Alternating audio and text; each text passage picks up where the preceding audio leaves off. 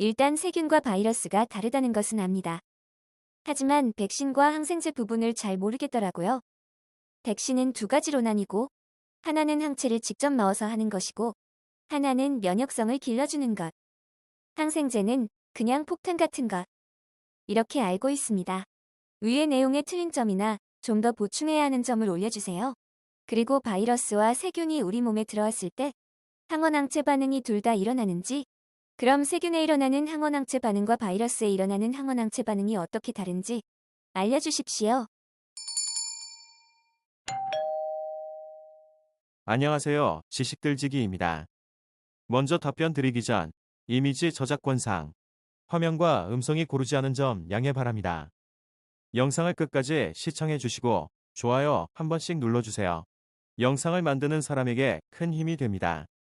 답변 드리겠습니다. 일단 백신에 대해서 설명하겠습니다. 백신이라는 말은 세균, 바이러스를 구분하지 않고 사용되는 말입니다. 세균 백신, 바이러스 백신이라고 말을 하기도 하지만 그냥 합쳐서 백신이라고 하죠. 백신은 한마디로 우리 몸에 해당 세균이나 바이러스에 감염된 것처럼 보이는 물질을 체내에 넣음으로써 면역 반응을 유발하여 실제로 그 세균이나 바이러스가 들어왔을 때 방어가 가능하도록 하는 물질입니다. 일단 요즘엔 학교에서든 다른 곳에서든 우리 몸의 면역계에 기억작용이 있어서 한번 감염된 세균이나 바이러스를 기억한다는 것은 많이 배움으로 알고 있으리라 생각합니다.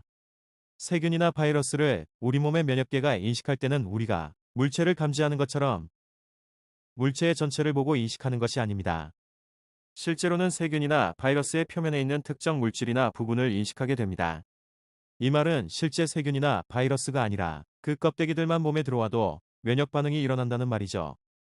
그래서 화학물질이나 열처리 등을 통해 감염성이 없어진 상태의 세균이나 바이러스를 주사하거나 생명공학적인 방법으로 세균이나 바이러스 껍데기만을 만들어 내서 주사하여 백신으로 이용합니다. 백신은 이 정도로 하고요. 항생제는 세균에만 사용하는 용어입니다. 정확히는 미생물에서 만들어져서 세균을 죽이는 작용을 하는 물질을 항생제라고 합니다. 그냥 세균을 죽이는 작용을 하는 물질을 항생제라고 사용하는 게 일반적입니다. 예를 들면 페니실린을 들 수 있습니다. 페니실린은 세균의 세포벽을 형성하는 효소를 억제하는 작용이 있는데, 이는 세균이 한 마리에서 두 마리로 증식하는 순간에 세포벽을 형성하지 못하게 해서 세균을 죽이는 역할을 하는 항생제입니다. 항바이러스제는 바이러스에만 사용하는 용어입니다. 바이러스를 죽이는 물질을 말하죠. 예를 들면 한창 신종플루가 유행했을 때 사용한 타미플루 같은 경우에는 쉽게 말해서 바이러스가 감염된 세포를 벗어날 때 그 세포를 벗어나지 못하게 잡아놓거나 인플루엔자 바이러스끼리 응집되도록 해서 더 이상의 감염을 막아서 바이러스를 억제하는 물질입니다. 여튼 그 차이는 항생제는 세균에만, 항바이러스제는 바이러스에만 해당되며 백신은 구분 없이 사용한다. 이렇게 정리하시면 되겠네요.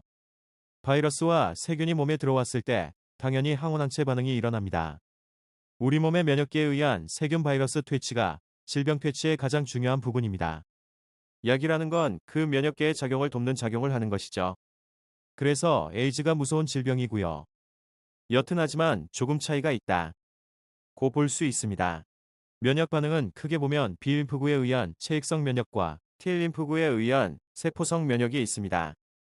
당연히 세균이나 바이러스가 감염되었을 때 이 둘 중에 하나만 일어나는 건 아니지만 그 중요도는 세균과 바이러스에서 차이가 있습니다.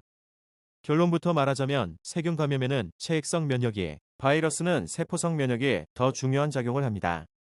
왜 이런 차이가 나타나는가를 간단히 설명드리자면, 세균은 숙주세포에 감염하지 않아도 스스로 증식하고 독소를 분비하여 우리 몸에 영향을 끼칩니다.